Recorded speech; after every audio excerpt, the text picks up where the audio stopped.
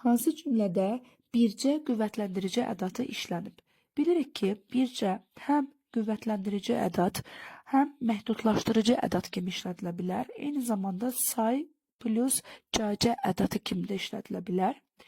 Deməli, əgər mənim bircə qələmim var desəm, mən əgər bircə sözünü başqa bir rəqəmlə əvəz edə bilirəmsə, məsələn, mənim ikicə qələmim var deyə bilirəmsə, deməli, buradakı bircə qələmin cümləsində bir saydır, C qüvvətləndirici ədatdır.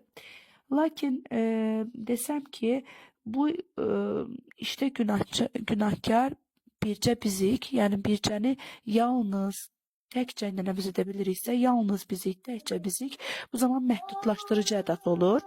Lakin məsələn desəm ki, bircə işlərini tez qutar dediyimiz zaman isə bircə bütövlükdə qüvvətləndirici ədatdır.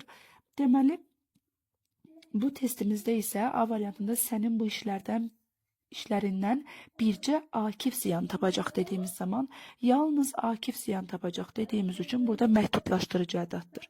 B variantında nə etsələr də elə bircə onu görməyəcəklər dediyimiz zaman isə təkcə onu görməyəcəklər deyə bildiyimiz üçün, yalnız onu görməyəcəklər deyə bildiyimiz üçün burada da məhdudlaşdırıcı ədatdır. C variantında nə edirsən et, sən canın bircə tez ol dediyimiz zaman mən burada yalnız tez ol deyə bilmədiyim üçün burada bircə qüvvətləndirici ədatdır. D'də isə kənddən bircə səhərlər hava sərin olardı. Kənddən yalnız səhərlər hava sərin olardı. Deməli, burada məhdudlaşdırıcı ədatdır. Y variantında bircə sən qalmışdın, gəldin, tamam oldu. Təkcə sən qalmışdın deyə bildiyimiz üçün burada da məhdudlaşdırıcı ədatdır.